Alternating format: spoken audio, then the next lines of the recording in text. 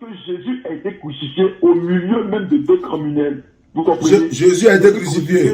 Au milieu de deux criminels, je viens. Quand vous lisez, Jésus a été crucifié au milieu de deux criminels. Est-ce que vous comprenez? Non, et pasteur. Crucifié, oui. Tu me dis qu'il est Dieu et puis il est crucifié.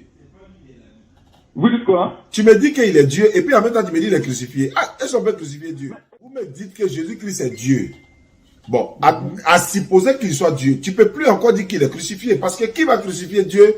Alors que selon la Bible, Dieu ne meurt pas. Selon la Bible, Dieu ne meurt pas. Deux, quand tu dis Jésus-Christ est 100% homme, 100% Dieu, pasteur. Mais étant 100% homme, 100% Dieu. Et si on le crucifie sur la croix? Et puis en plus sa créature, ce sont les hommes, les Romains qui l'ont crucifié. Et Jésus va s'adresser à Dieu encore en disant, mon Dieu, pourquoi m'as-tu abandonné?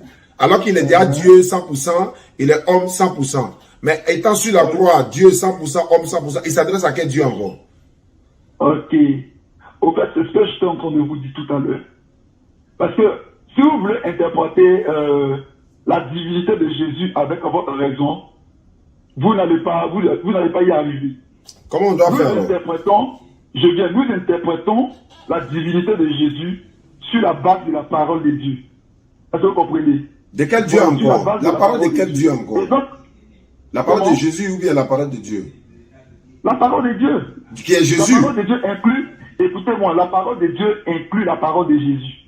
Parce que quand nous parlons de la parole de Dieu, nous faisons allusion depuis le livre de la Genèse jusqu'au livre de l'Apocalypse.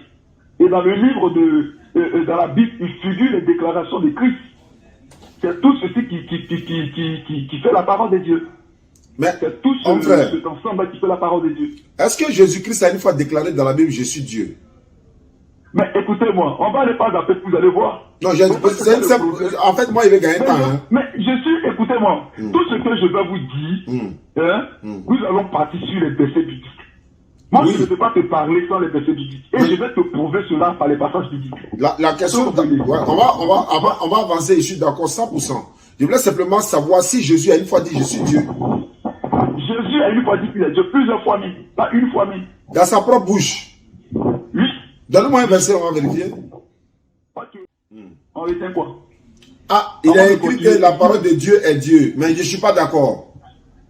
Bon, si vous n'êtes pas d'accord que la parole de Dieu est Dieu, c'est que ça n'en vaut plus la peine. Je t'explique pourquoi je ne suis pas d'accord au moins. Les versets clairs sont là, du genre, Jésus dit, je monte vers mon Dieu.